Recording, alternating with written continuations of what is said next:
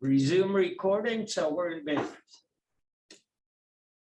Ancient Greece, chapter 5. This is what we'll talk about this week, both today and Thursday.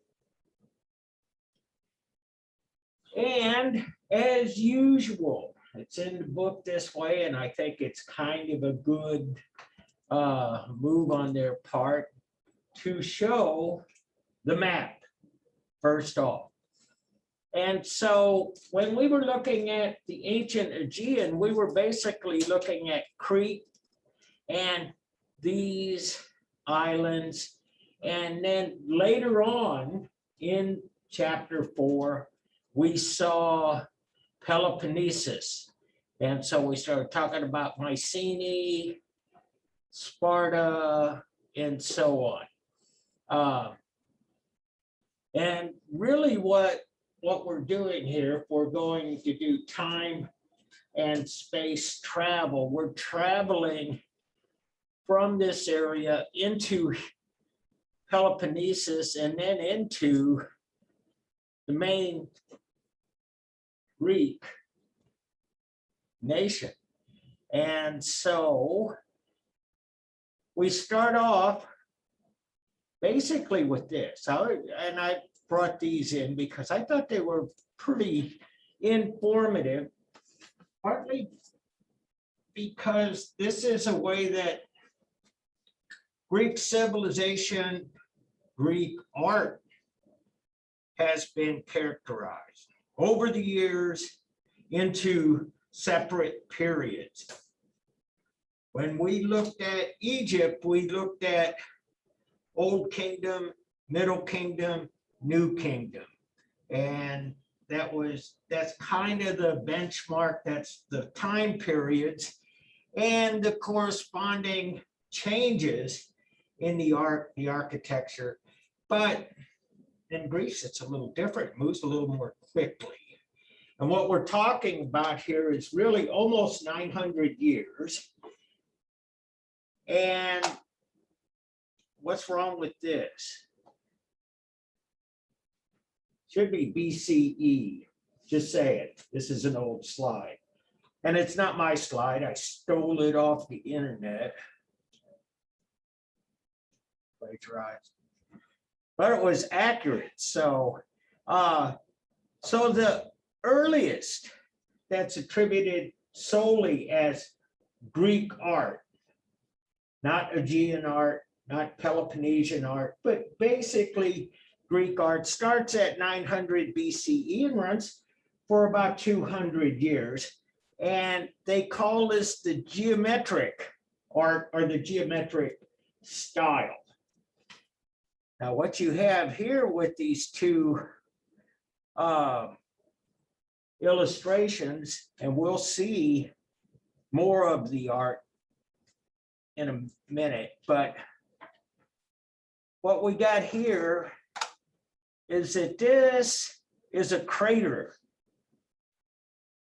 K-R-A-T-E-R, and it's a kind of vessel, and it's used for mixing wine and water. And it's big. Typically, these things are 3.5 or 4 feet high, and you see that they have handles. But this is not particularly geometric in its design. We'll see more pottery with geometric design on it. But the reason it's put into this time period is because they figured out how to put images on the clay, on the pottery, and it's called the red firing process. And that is that a lot of the images are either dark black or they're orange red. So other couple of things about the ancient geometric period is that a lot of the sculpture, and as I said a moment ago, a lot of the pottery is much more geometricized and much more stylized. And take a look at this. This is kind of early geometric art. Does it remind you of anything that we've seen from the Aegean? How about the harp player? How about the female figure? All of this stuff was geometric, didn't really have a lot of naturalistic detail, but there was enough there to be able to identify this as a female statuette or a harp player. That was the Aegean.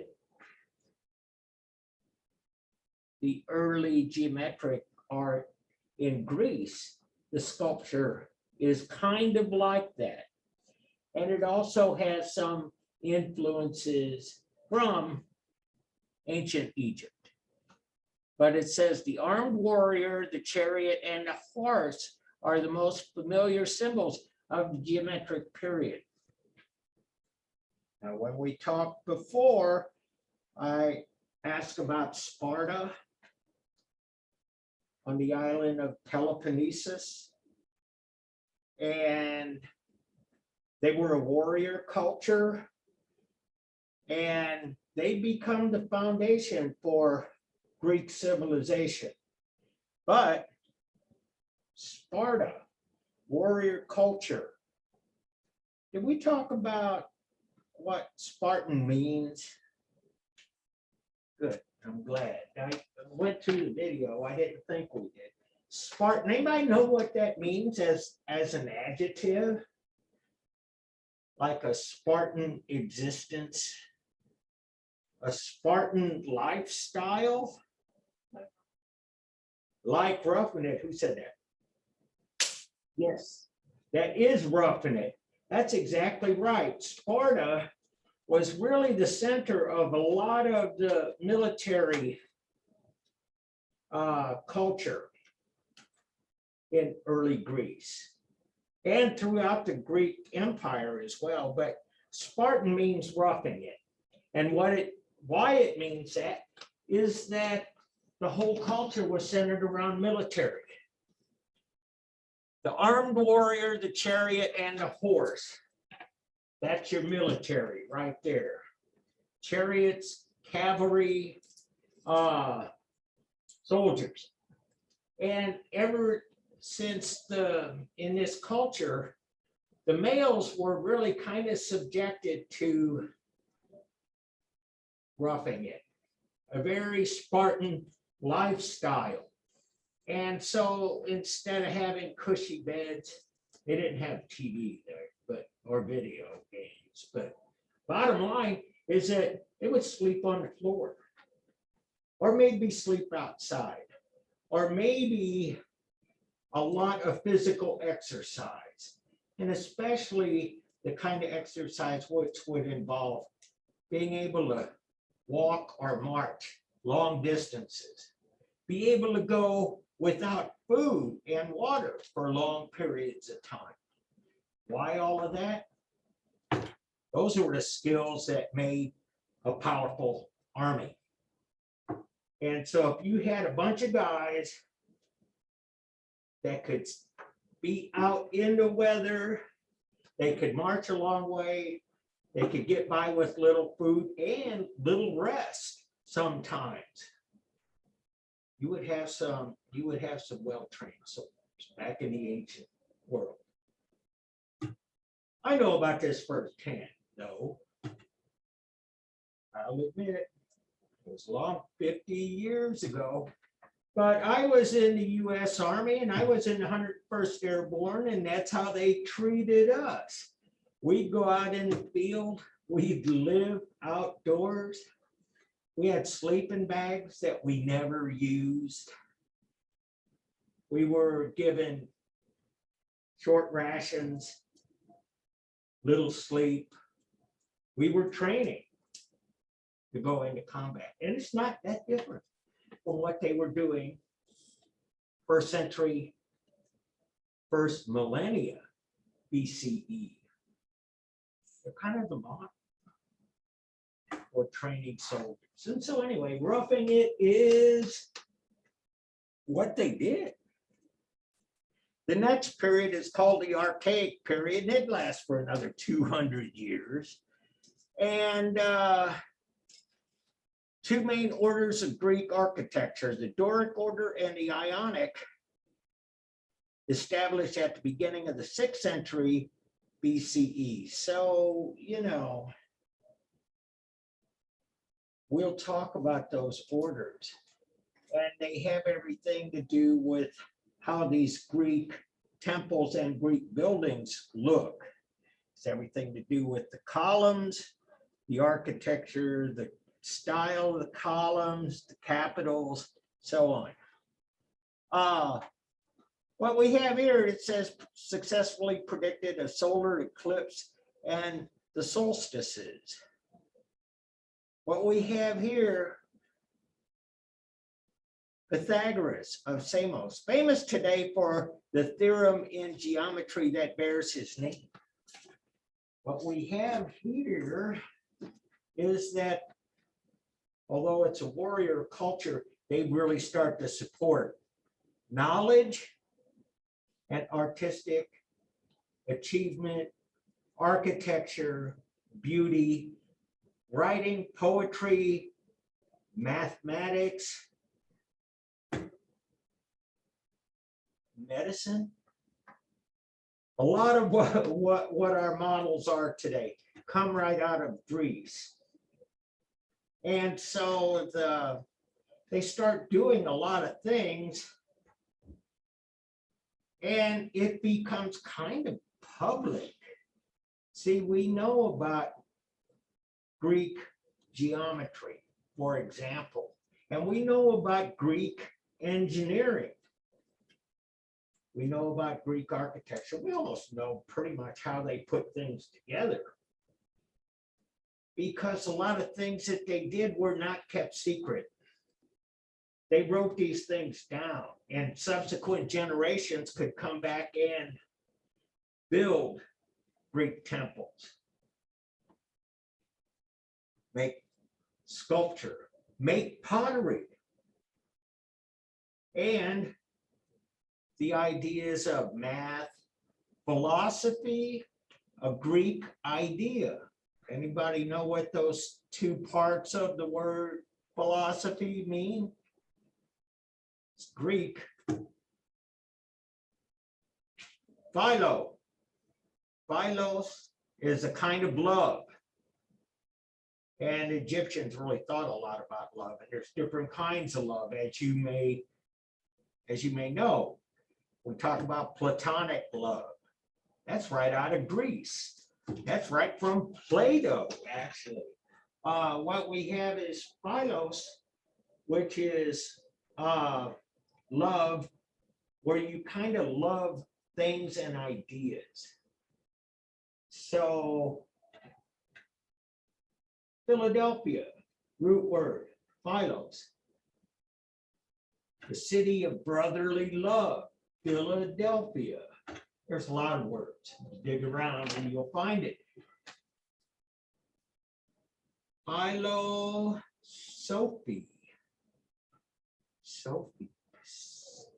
Philosophy. The last part is knowledge. Knowledge and wisdom. And so they had, philosophy means a love of knowledge. And that's a Greek idea. And they were, another Greek idea, they were more democratic, small d democratic, about all of their knowledge. They passed it on. They kept it. And in fact, when we talk about, 31 BCE, where this chapter kind of leaves off, and we start to talk about the Roman Empire, they left all of this stuff intact, and the Romans used all of this knowledge developed by the Greeks. And in fact, the Romans actually used a lot of Greek gods, if you will. They just renamed them. And so there's a really strong connection between Greek and Roman cultures. And then you might even see it listed as Greco-Roman.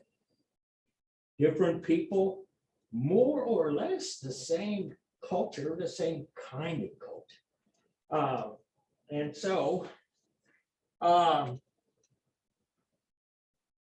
so anyway, the lawgiver and poet instituted groundbreaking reforms and established a written code of laws. That's a democratic thing too. We got laws and they're published, and equal justice under the law.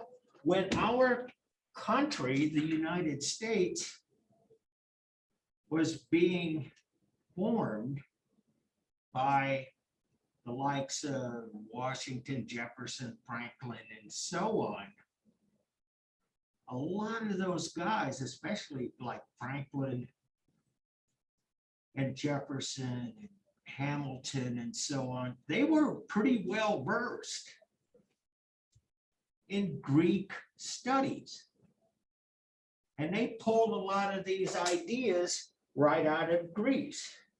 The idea of a democracy, a Greek idea. The idea of this nation being a republic, a Greek idea. A republic simply means a self-governing, governed by the people and not controlled by outside influences, or not being a colony, if you will, of another country. So republic means it's all right here, we govern ourselves. Thank you very much. Now, we know that our so-called founding fathers had their faults, you know, and there were a lot of things that we're still trying to work through, but they, on the whole, were educated. And when you were educated in the late 18th century, you were educated about this, the classics. That's where the knowledge was. And so it just seemed fit. And the black figure pottery, that's what I was talking about the red fire. This is it, black figures. They figured out how to do this. This, by the way, is an amphora, and it's used for carrying oil or wine or liquids, and you see the handles are different. And black figure pottery and the red figure technique. This is when a lot of what we know as Greek pottery was developed. Then we have the classical period, probably maybe the most productive of the periods. And so we talk about this being 480, 323 BCE, and it's after the defeat of the Persians. Athens dominated Greek politically, economically, and culturally.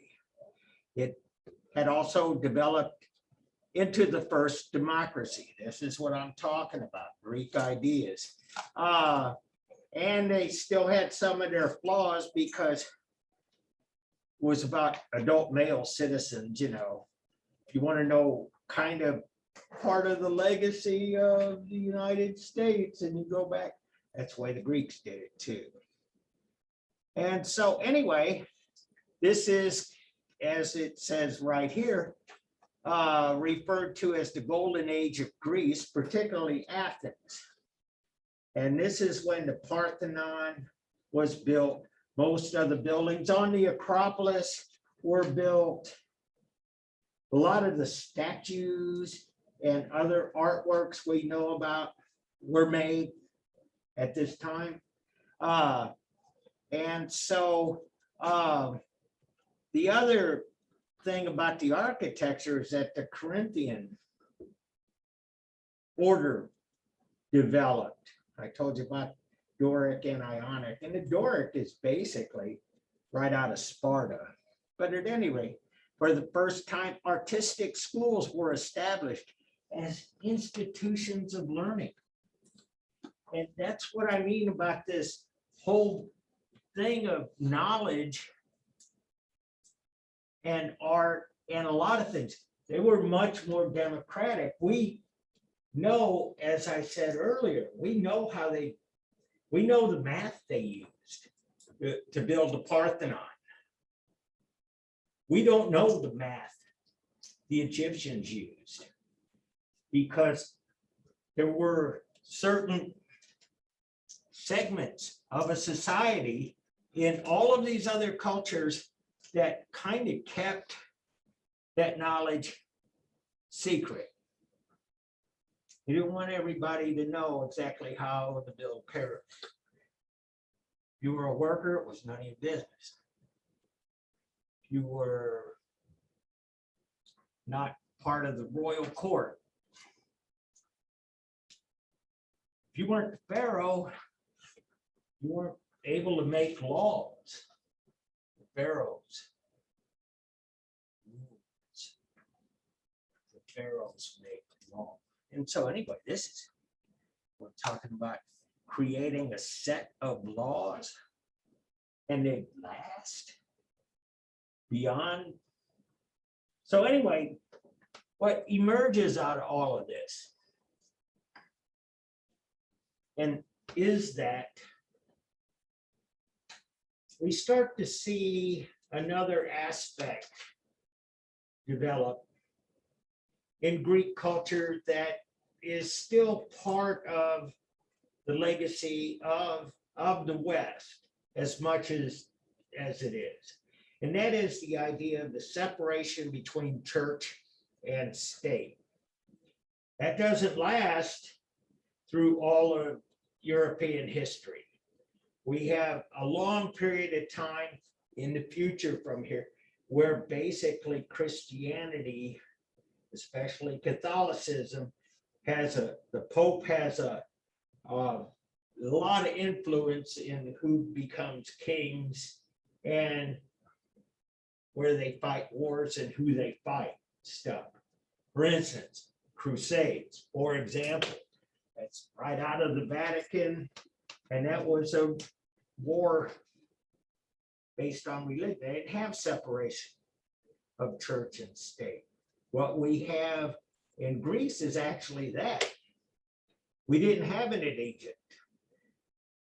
The Pharaoh was a god, and whatever he said was law. And it was the religion and the government and the army. He was the military figure. He was a religious. He was a god.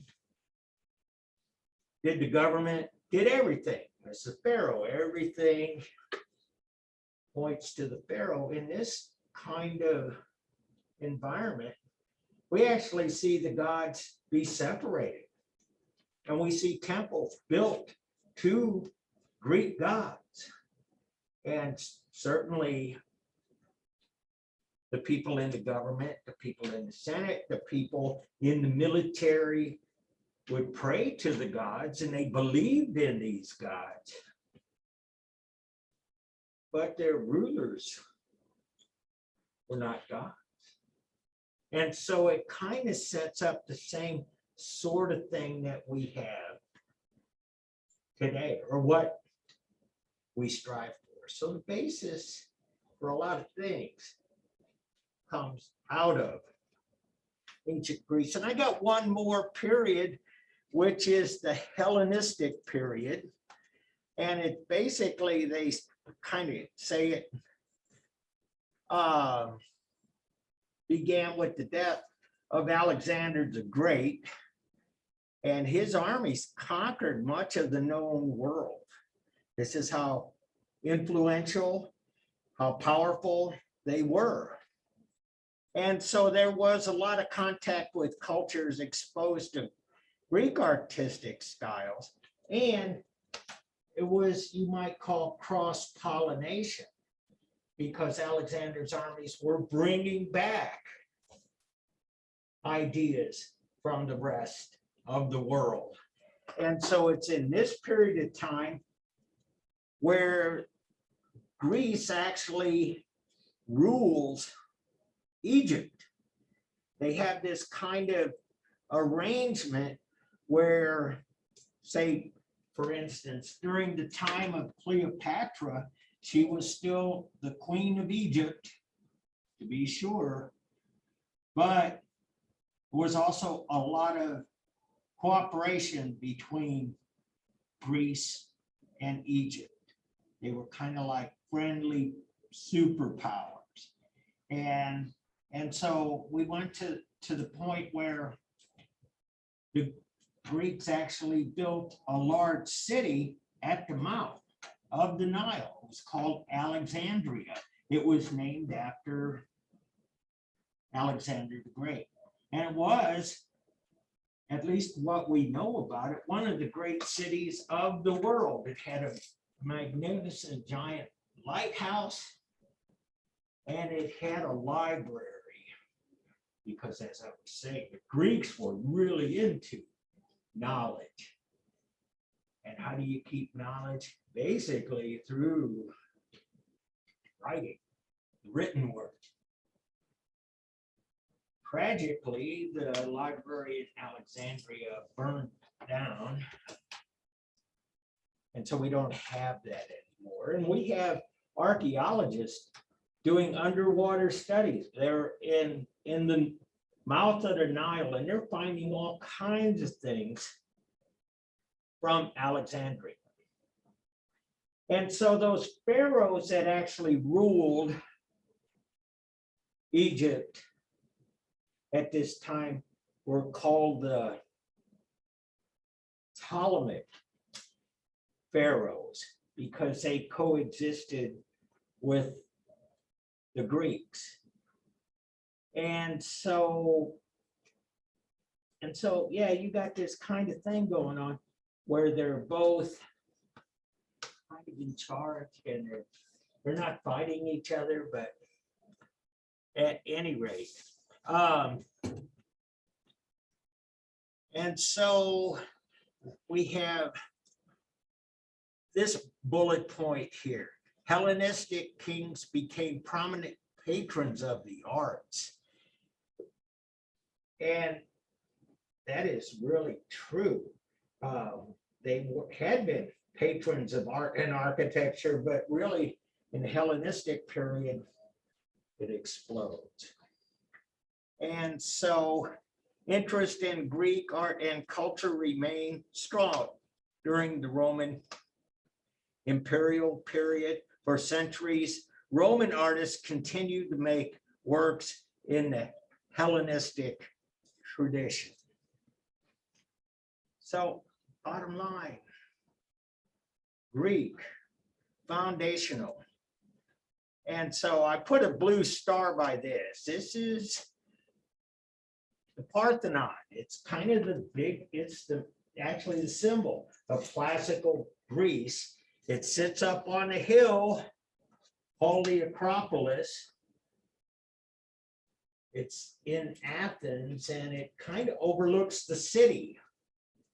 And you can see a lot of rubble around here, and you can see the people, so you can get kind of the scale. And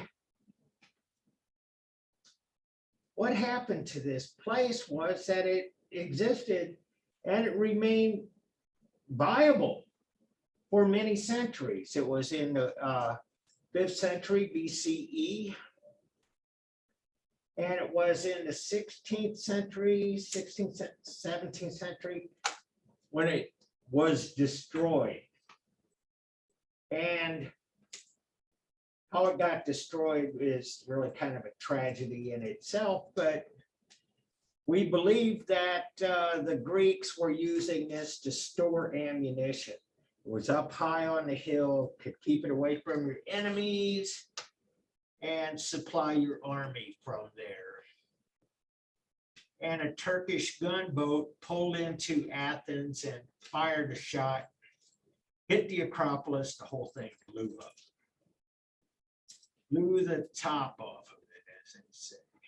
And so that's pretty much why it looks like it did. I have to tell you that this was a Greek temple, was actually converted into a Christian place of worship for a few centuries, actually many centuries after Christianity had taken hold of Greece.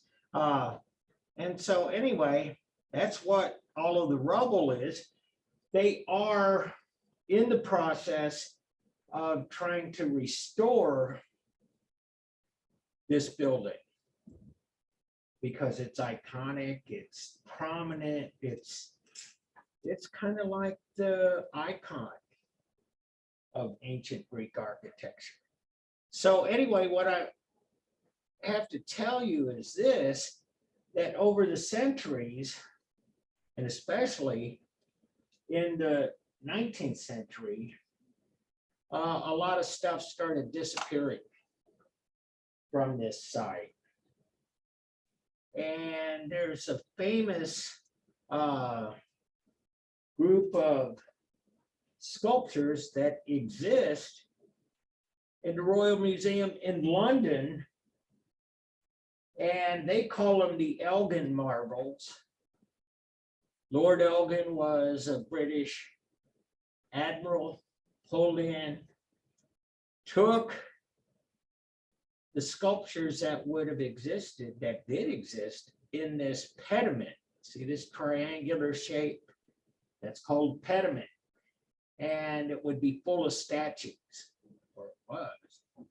Lord Elgin took them back to England.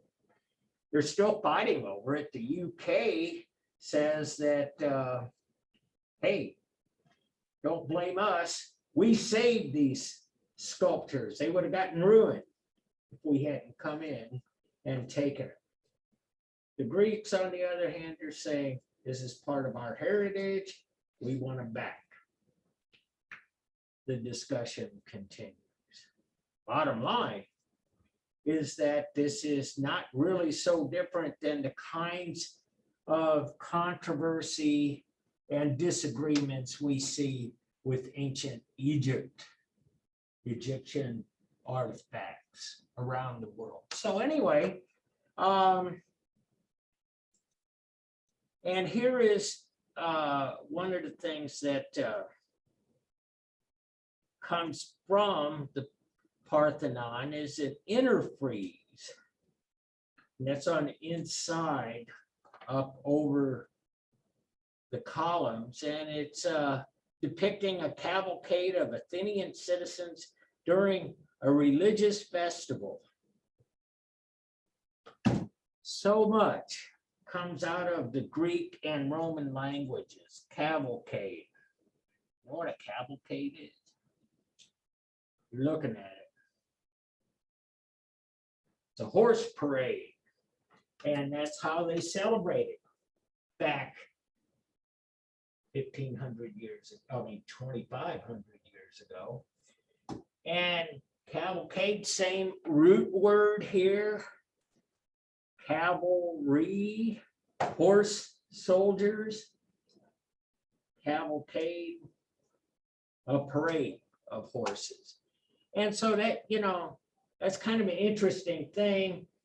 Horses and human beings in this culture intertwined. That's how you got around. That was your mode of transportation. We see that even in the first few centuries of America. Sometimes you see John Wayne on a horse, or the Pony Express, or Billy the Kid, General Custer, Crazy Horse. Horses, they become primary means of moving people around. We didn't see that so much in Egypt. We didn't see that in Mesopotamia. We saw some depictions of horses drawing chariots and carts. But here, by the time of going to Greece, they got tons of these. And it makes them military power. And so this relationship between human beings and horses, very prominent. And here is a chart of the different types of Greek pottery vessels, and they were all pretty much standardized. And I showed you the crater. These are three different kinds of craters here, but one we were talking about with the handles on the side and low, it's a calyx crater, bell crater. The amphora I was telling you about, handles on the top. And so there are some uses for some of these, but one of the things I think is really interesting is that we have found over the centuries tons of Greek pottery. And so what does that mean? Well, I'm not sure, and I haven't published this idea, but I believe, and I think it's true, obviously, that this is part of that democratic society. And so all of these things, they are used in everyday life, like pots and pans. And so these are what every Greek home should have. And the fact that they had them standardized, and the fact that they decorated them so carefully kind of means that this was a little more spread out than, say, in past cultures. In other cultures, you do see some pottery in the poorer sections of, say, Egypt, but they're kind of plain, or like a bowl or a cup or something. It's actually require a lot of skill, and they're in most cases, very artistically decorated. And so anyway, the art kind of spreads out more than just something that exists in a royal palace. People have this. This is a real difference. And so this is a geometric crater, and this is really the kind of thing I was talking about with the geometric style. And to be sure, we see the horses and the chariots and all of these soldiers, armored soldiers, just like it said in the slide, commonly used motifs. But the other thing that distinguishes the geometric style is the stuff that's like around this upper band and immediately above it and below it. We see a lot of geometry decorating this crater. And so we have the geometric period, geometric crater. And you see it's 740 BCE, so it's really back into the geometric period. And their depictions, not particularly naturalistic, more symbolic. And you see here these soldiers, and they have this armor, but they have these two cutouts for their hands so they could use swords and all different kinds of things. So, but the horses are there, the chariots are there, the soldiers are there. And here's another geometric amphora. Again, the design, the shape, the purpose of this vessel. And so actually, we even know in some cases who actually made these. And we don't know exactly what this guy's name was, but Dipylon painter. You'll see that in a lot of Greek pottery identifications. We know that they were made in the workshop of, usually named after a place, sometimes after a person, but it's from the Dipylon Cemetery in Athens, Greece. And again, you see the figures here in the middle, but the geometry has really taken over. It is the primary decoration on this vessel. And so here is early geometric sculpture. As I said, it was 900 to 700. This is kind of late in that time. Not much on naturalism, probably more like some of the things that were going on in the Aegean Sea that we looked at. But there's a kind of an issue here I'd like you to take note of, and that is that this is cast bronze, which is in itself a pretty amazing technological feat, invention. And we don't know exactly who invented bronze, but basically what you have is bronze is like tin and copper. And you melt these two metals together in a cauldron, and basically you cast these. And anybody ever done any casting ever? No theater majors? No, just no one's done any cast. Well, here's how you do it. It's the same as it was 2,500, 3,000 years ago. And that is that you make your sculpture in wax. You make a wax full-scale model. You take that wax sculpture and you have sand, and usually the sand is in a box. You put some sand in it, you put your wax sculpture in it, and then you fill the rest of it up with sand, and you pack it down real tight, as tightly as possible. Then you make a little hole in the top, make a little hole in the bottom through the sand. And then you take the molten bronze and pour it in the top hole. That stuff is so hot, it immediately melts the wax. The wax comes running out of the bottom.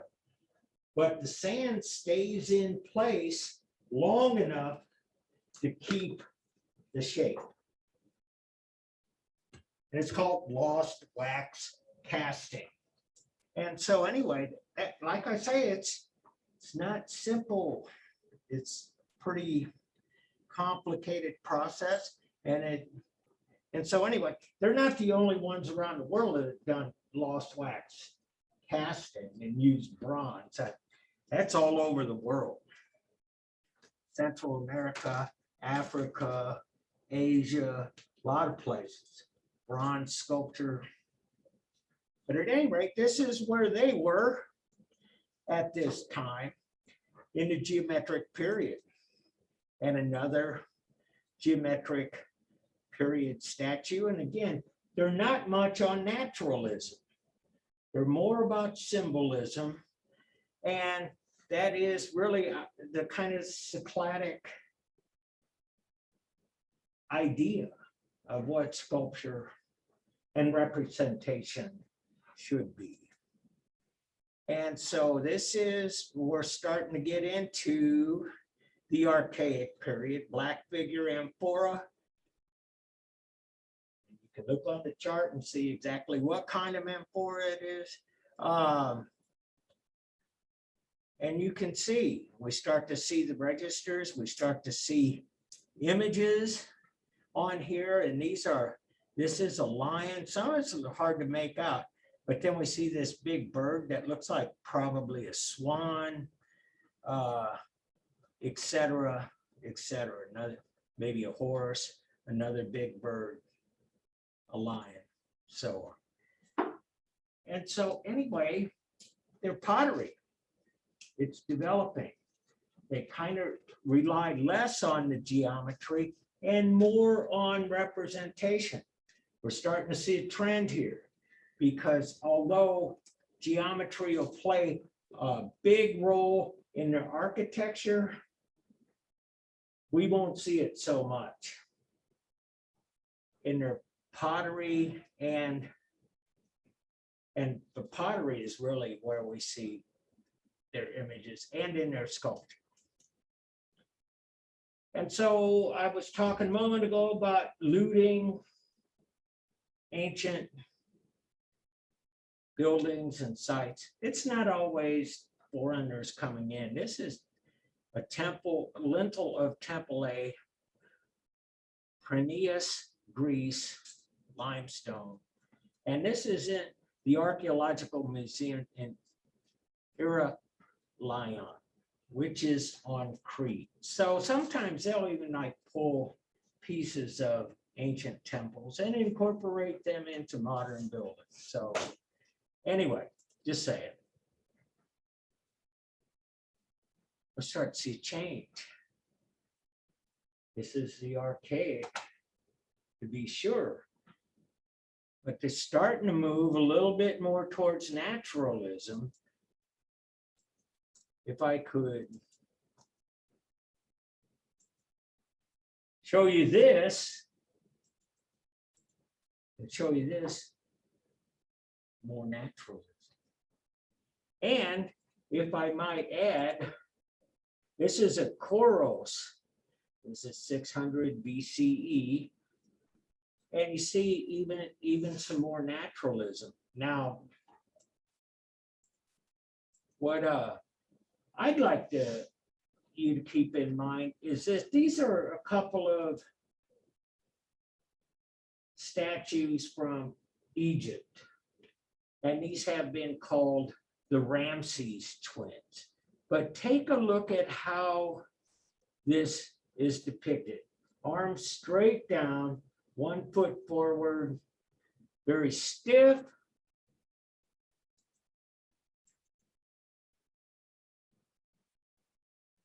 What do you think? Even more so here. And so anyway, don't really know this, but you can start to see some connections, that the style, how things are done, starts to take on an Egyptian look, if you will. And so, would that be surprising? It shouldn't be, because what we talked about with Khufu's solar boat and the idea that the Egyptians had this nautical technology where they could build large boats and sail all over the Mediterranean, but especially in the Eastern Mediterranean. They were all over. So again, I talk about cross-pollination. We know that happens a little later. I'm saying it was probably happening at this point too. And so Koros, just little Greek, this means young male. And I get the other one? No, it's this way. Kore, young female. Well, there's something here too I think is noteworthy. They start to, they're at least at this time, woman is clothed, the male is not. Just say it. And I have a blue star by the more iconic statues. And so we can see a Kore, young woman in Ionian dress from the Acropolis. And so probably not the Parthenon. The Parthenon still hadn't been built yet at this time. But there were other temples on the Acropolis. The Parthenon was on top, but they were all kinds of temples. And I got a video that we're going to take a look at probably Thursday. I think it's pretty cool, but it shows what they believe all of that looked like. And okay, I was talking about the orders, the early ones, the Doric order, the Ionic order.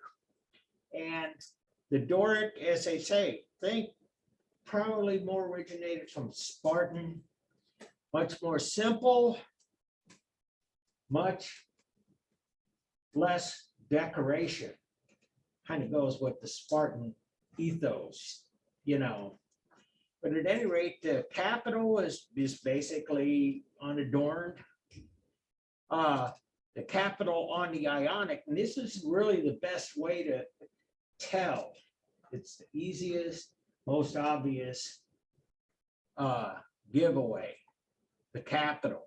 And the capital on the Ionic order has these scrolls, and it makes the column, the shaft, appear to be more like a pedestal than a column. You see that what we call these lines that go vertically up and down, that's called fluting. And in the Doric order, it's very severe, it's very sharp. In the Ionic, it's all polished out, got flat areas, and the fluting is less severe, if you will. And so there are some other issues about the frieze and the cornice, but the pediment, that's this triangular part that sits on top of the lintel. This is post and lintel architecture that is typically in the front and back, and the roof is sloped. And so this is the Temple of Hera I, and this is in Italy, 550 BC. So we're talking about basically archaic, classical Greek culture, and this is in Italy. So again, they were intertwined. Rome doesn't emerge as a military power until late in the 1st century BCE. But culturally, and again, knowledge-wise and everything. And so this is a pediment, the Temple of Artemis, Corfu, Greece. And you can see this is a pretty old one. You see, this is more archaic. And you can start to see here, though, some of this, the way that this sculpture is made, appears as though it appears very similar to what's happening in South Asia. And if you take a look at ancient sculpture from India, and India, by the way, is a country with many, many cultures. I mean, they have a ton of different languages and different belief systems and different artistic styles. But at any rate, this appears as though this could have come influenced from far away. A sanctuary of Apollo and Delphi. One of the things that they used to like to do, and this is the Greeks' love of the arts, is that we have here some kind of perhaps an amphitheater or a stadium. They loved theater. And in fact, what we have today as modern theater really grows out of Greek culture. And so the Greeks thought there were like two kinds of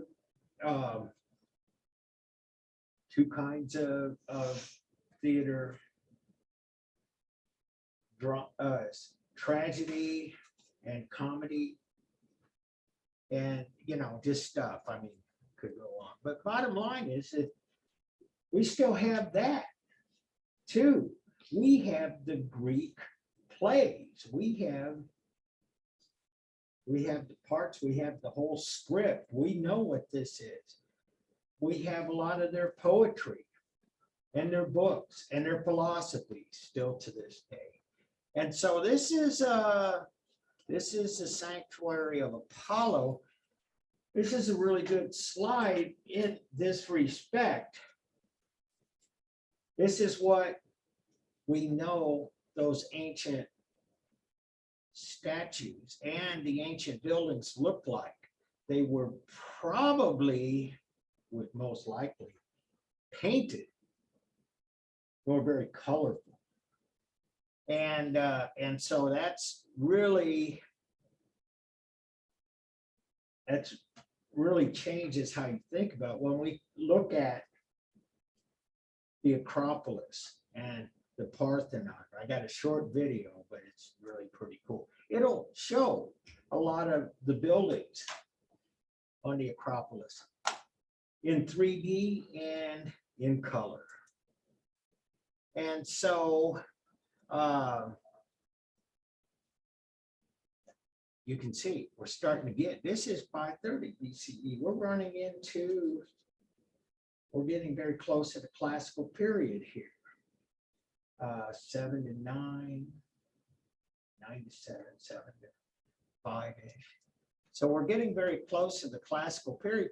And you can see along the way, it becomes much more naturalistic. And I wanted to kind of jump ahead here a little bit, because this is the pottery and it's just exquisite. Oh, those are the orders as we had talked about: Doric, Ionic, Corinthian, more floral. But I have a section of there they are, of slides in here that I kind of like to end on today.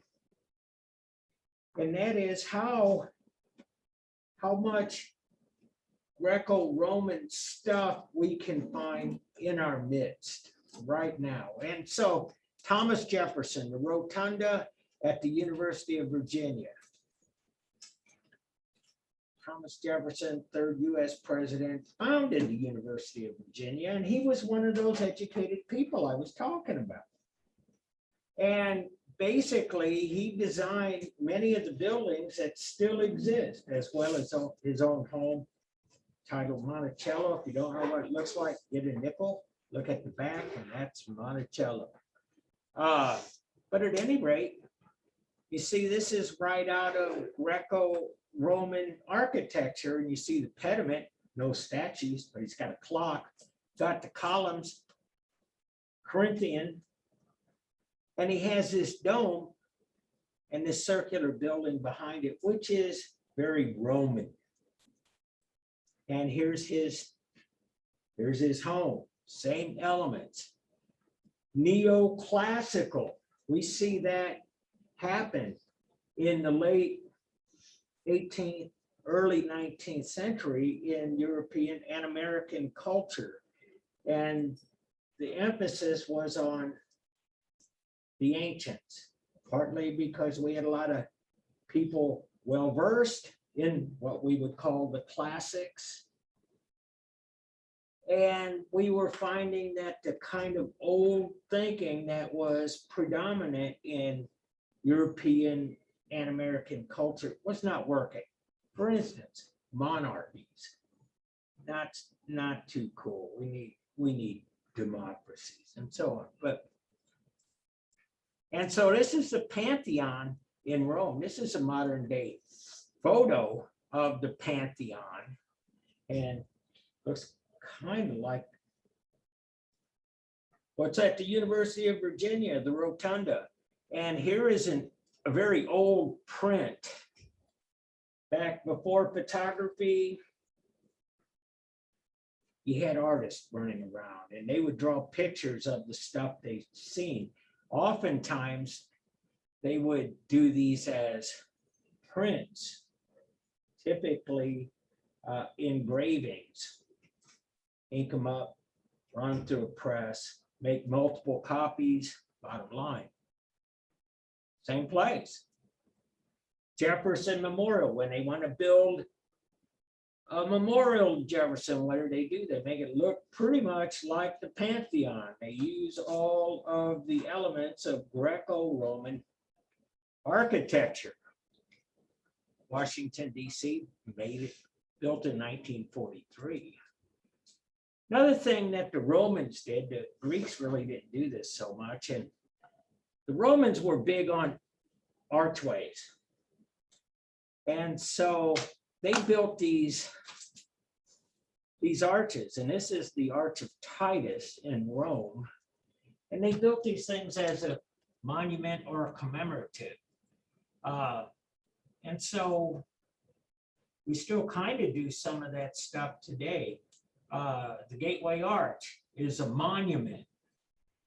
It's not like anything you live in or anything. Of course, modern monuments, you can actually go up in and like you can do the arch, but it's basically a monument. And so this is that early 19th century neoclassicism in Paris. They built this Arc de Triomphe, which is the Arch of Triumph, 1836. And I got some, and we still use some of these things, same way they were intended. Here's when the Germans invaded Paris. They invaded France in 1940. So what do? They staged a military parade through the Arc of Triumph, Arc de Triomphe.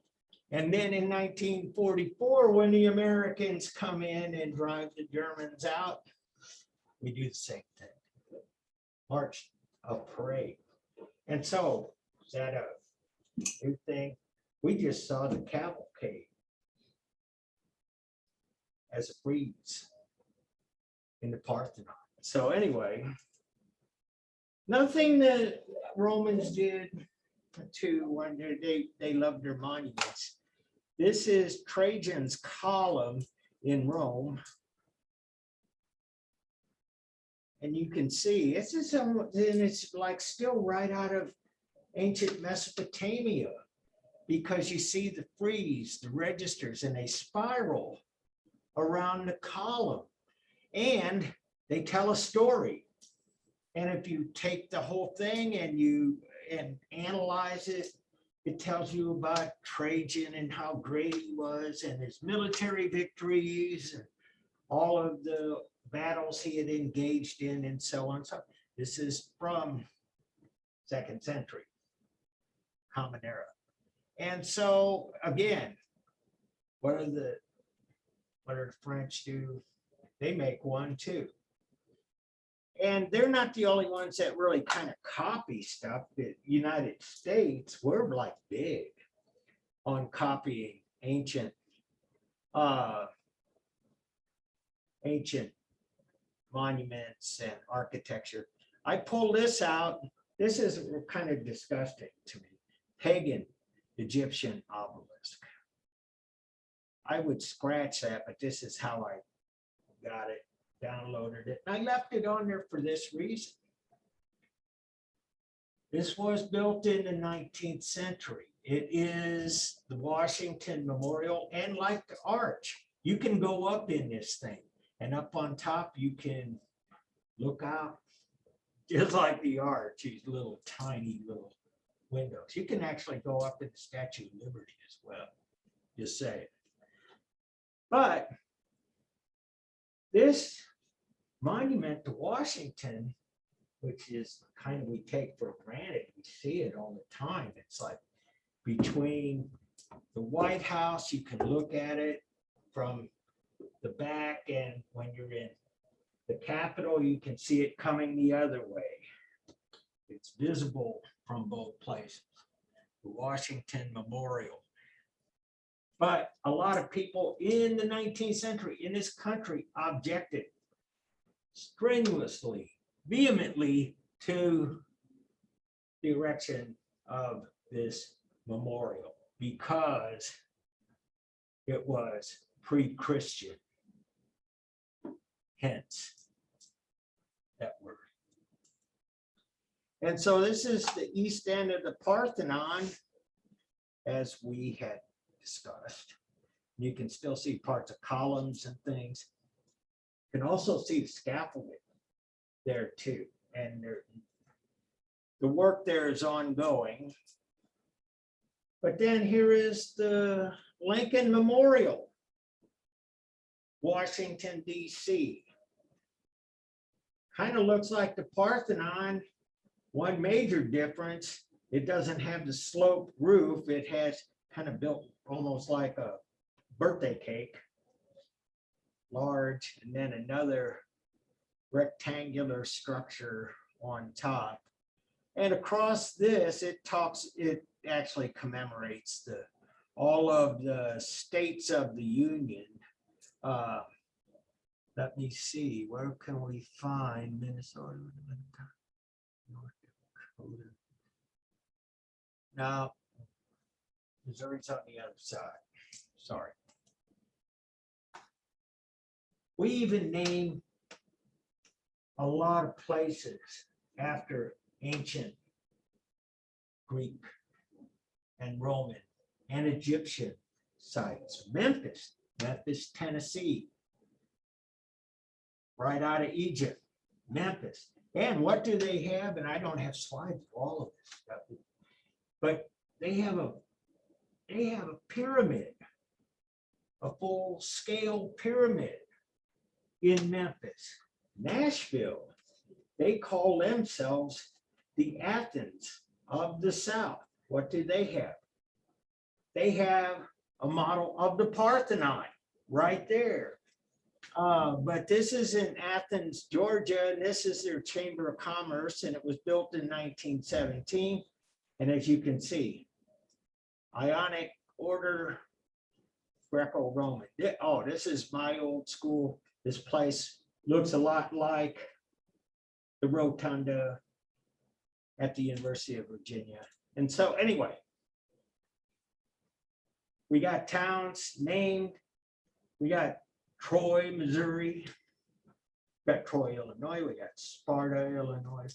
We got Cairo, Egypt, and Cairo, Illinois, spelled the same way, but we say it differently over here. Anyway, I'm running out of time. Do you guys have questions? No? Well, in that case, I'll see you guys on Thursday. Enjoy this beautiful weather. It looks like the sun's coming out. If it'll stop raining, maybe you can play. I'll see you then.